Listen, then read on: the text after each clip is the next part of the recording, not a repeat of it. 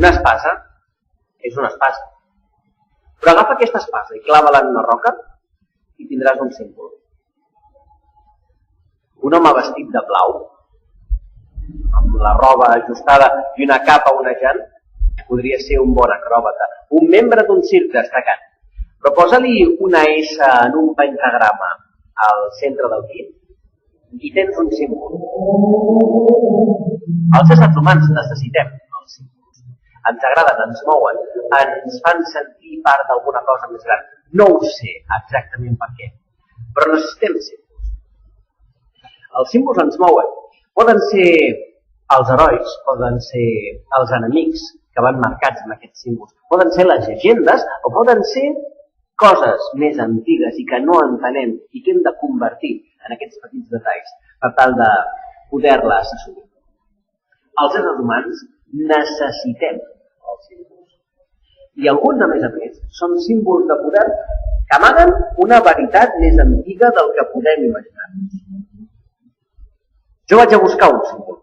De fet, em vaig a buscar tres. Tres símbols que em van ser arrabassats fa temps. I la veritat és que no ho sé dir exactament per què. Ni tan sols ho sé dir exactament quins. Hi ha alguns aspectes del meu passat immediat, més enllà de 10 anys, que encara no he aconseguit de tenir massa clars.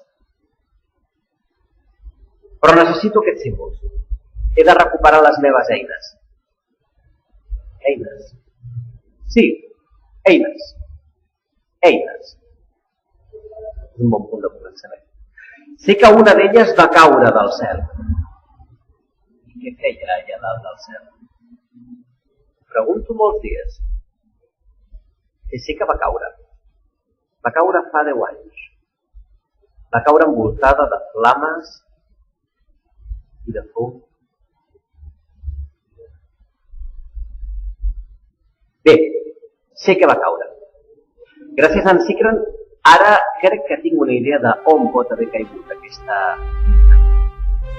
Encara no sé exactament què és, però m'imagino que quan la vegi no ens recordaré. Senyors, ens veiem allà fora. Cuideu-vos.